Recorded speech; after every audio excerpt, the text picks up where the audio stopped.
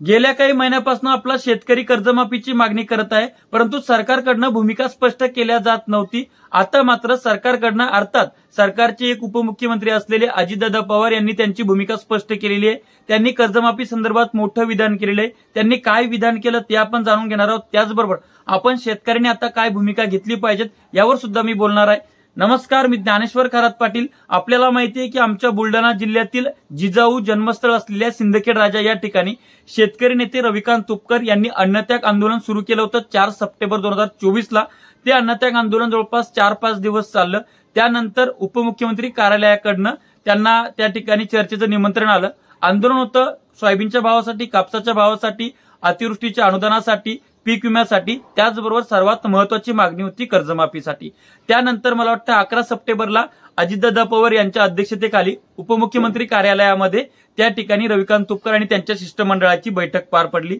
त्या बैठकीमध्ये रविकांत तुपकरांनी त्यांचे जे काय मुद्दे होते त्या सगळ्या मागण्या त्यांच्या समोर मांडल्या आणि त्यातली प्रमुख मागणी होती कर्जमाफी। कर्जमाफीच्या मागणीवर जेव्हा रविकांत तुपकरांनी त्यांना सांगितलं अजितदादा पवारांना, अजितदादा पवार हे उपमुख्यमंत्री तर आहेच परंतु अर्थमंत्री सुद्धा आहेत, त्यावेळेस अजितदादांनी सांगितलं की कर्जमाफी करण्याच्या मानसिकतेमध्ये सरकार तर नाहीच आहे।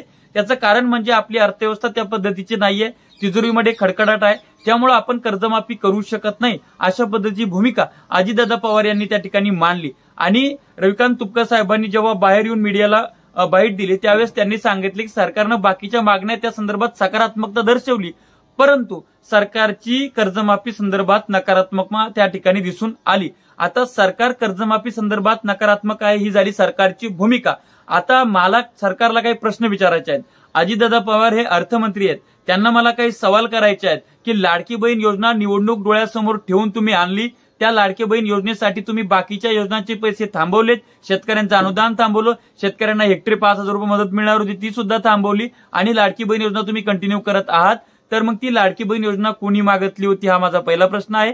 आणि ती गरज नसताना तुम्ही सुरू केली आणि इथे गरज असताना मात्र शेतकऱ्याला कर्जमाफी तुम्ही द्यायला तयार नाही। शेतकरी मरतोय, ओल्या दुष्काळाला मरतोय, कोरड्या दुष्काळाला मरतोय, सरकारी संकट जे आहे म्हणजे तुमच्या धोरणांमुळे आम्हाला भाव मिळत नाही त्याच्यामुळे तो मरतोय। आसमान, सुलतान आणि सरकार या 3 संकटांनी शेतकरी पळत असताना त्यातल्या सरकार नावाच्या संकटांना थोडंफार मवाळ होऊन शेतकऱ्यांसाठी कर्जमाफी केली पाहिजे ही आता समस्त शेतकरी बांधवांची त्या ठिकाणी मागणी आहे। सरकारनं कर्जमाफी केली नाही तर त्याचे परिणाम तुम्हाला विधानसभेमध्ये बघायला मिळतील। माननीय अजितराव पवार साहेब, उपमुख्यमंत्री महाराष्ट्र राज्य, ज्या पद्धतीने तुम्ही स्वतःसाठी लाडकी बहीण योजना चालवतात त्याच पद्धतीने शेतकऱ्यांसाठी कर्जमाफी आणा। कर्जमाफी नितांत शेतकऱ्याची गरज आहे। तुम्ही म्हणता ना आमचं डबल इंजिन ट्रिपल इंजिन सरकार आहे, तर केंद्राकडे जा, त्यांना मदत मागा, त्यांचा हिस्सा घ्या, तुमचा हिस्सा टाका, कर्जमाफी करा।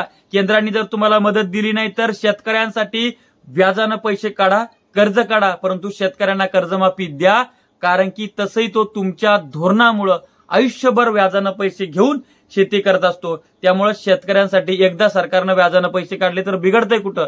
त्यामुळे ज्यांना खरी गरज आहे त्यांना तुम्ही कर्जमाफी द्या, आत्महत्या वाचवा। अरे वा, अजितदादा म्हणतात की कर्जमाफी देणं शक्य नाही, असं कसं शक्य नाही? शेतकऱ्याचा पुत्र म्हणून सांगतो, कर्जमाफी घेतल्याशिवाय थांबणार नाही, आम्ही स्वस्त बसणार नाही। अनेक प्रकारचे वेगवेगळ्या प्रकारचे लक्षवेधी आंदोलन आम्ही करणार आहोत। त्याचबरोबर महाविकास आघाडीला सुद्धा सांगतो की आयती सत्ता शेतकरी तुमच्या त्या ठिकाणी पदरात टाकणार नाही, तुम्हाला सुद्धा शेतकऱ्यांसाठी रस्त्यावर उतरावं लागेल, दिंडी काढावं लागेल, कर्जमाफी, शेतमाल भाव यासाठी तुम्हाला आदळआपट करावं लागेल। आणि तिसऱ्या आघाडीमध्ये महत्वाचे शेतकरी नेते आहेत, त्यांना तुम्हाला त्या ठिकाणी गृहीत धरावं लागेल, त्यांना मान द्यावं लागेल आणि त्यांच्या ताकदीनुसार त्यांना तुम्हाला तुमच्या महाविकास आघाडीमध्ये स्थान द्यावं लागेल। हे सुद्धा महाविकास आघाडीने त्या ठिकाणी लक्षात ठेवावं। आणि भाजपची जी महायुती आहे यांनी शेतकऱ्यांना कर्जमाफी करावी, सोयाबीन कापसासाठी चांगले धोरण आखावेत, त्यांना चांगला भाव द्यावा, कर्जमाफी द्यावी। आम्ही तुम्हाला मतदान करू, आम्ही शेतकरी हितार्थ मतदान यावेळेस नक्की केल्याशिवाय राहणार नाही। शेती माती संस्कृतीसाठी अशाच नवनवीन व्हिडिओसाठी आपलं चॅनल सबस्क्राईब करा, साईडला असलेलं बेल आयकॉन दाबा। व्हिडिओ फेसबुकच्या पेजला बघत असाल तर त्या ठिकाणी सुद्धा आपलं पेज फॉलो करा। तुर्तास थांबतो, आपली रजा घेतो, आपलाच ज्ञानेश्वर खरात पाटील। धन्यवाद।